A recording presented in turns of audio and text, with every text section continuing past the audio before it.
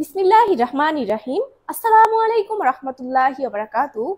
I'm really grateful to Balua Post Center. Well, this is Cynthia Jannat in front of you. And this topic will help you much to learn. Though I'm not a fluent speaker, I will try my level best to say something on today's topic. So let's move on. Frankly speaking, I don't want to do this job. এক কথায় বলতে গেলে আমি এই কাজটা করতে চাই না। Frankly speaking, it's very difficult. এক কথায় বলতে গেলে এটা খুবই কঠিন। Frankly speaking, I'm very tired. এক কথায় বলতে গেলে আমি খুবই ক্লান্ত।